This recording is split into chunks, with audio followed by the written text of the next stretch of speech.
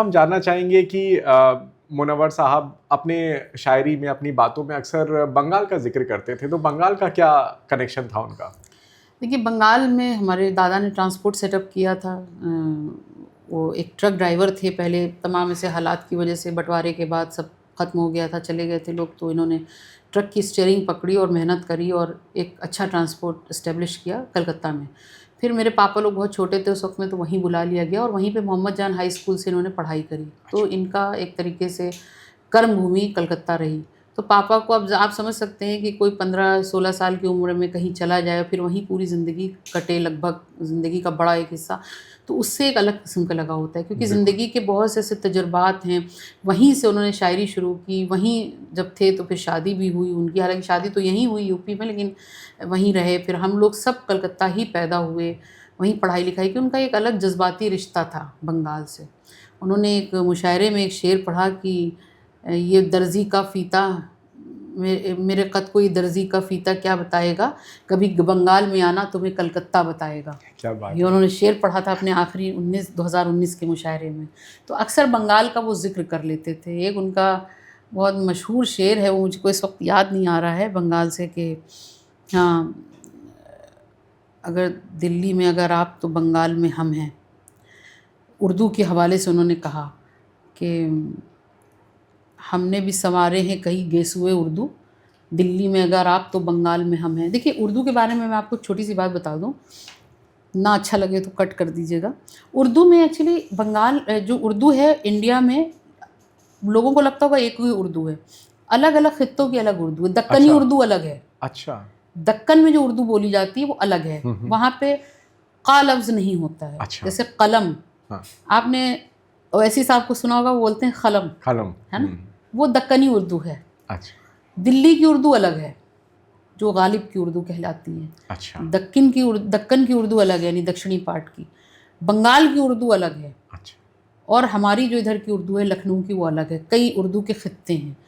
तो ये बंगाल की उर्दू से इनका मतलब ये था कि दिल्ली में अगर गालिब हैं तो बंगाल में हम हैं। अच्छा। हमने भी संवारे हैं कई गेसुए उर्दू, गेसुए उर्दू मतलब जुल्फ़ें, जुल्फे। तो हमने भी संवारे हैं कई गेसुए उर्दू, दिल्ली में अगर आप तो बंगाल में हम हैं।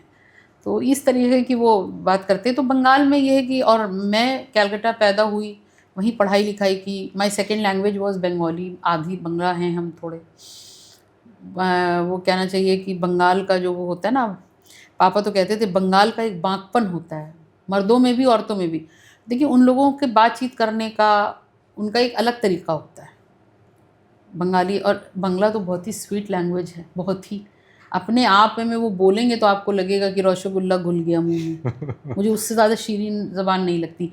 और उस बंगला को जब प्रॉपर कलकत्ता का बंगाली बोलेगा तो आपको अलग मिठास लगेगी। अच्छा। वही बंगाली बांग्लादेश का बोलेगा तो आपको मिठास नहीं लगेगी। ये है हमारे मुल्क की ये बहुत खूबसूरती। अच्छी और बात यहाँ बताई मैं आपने। आपको बता रही हूँ, ये आपको जल्दी कोई नहीं बताएगा। ना। जिस बंगला को कलकत्ता यानी वेस्ट बंगाल का बंगाली बोलेगा, उसकी आपको अलग ही महक लगेगी। वही बंगला आप बांग्लादेशियों से सुनिएगा तो आपको अलग लगेगी। थोड़ी डिफरेंट भी है, थोड़ी डिफरेंट है। तो आपसे कोई बंगाली बोलेगा तो बहुत प्यार से बोलेगा, अशुन कमन अच्छे।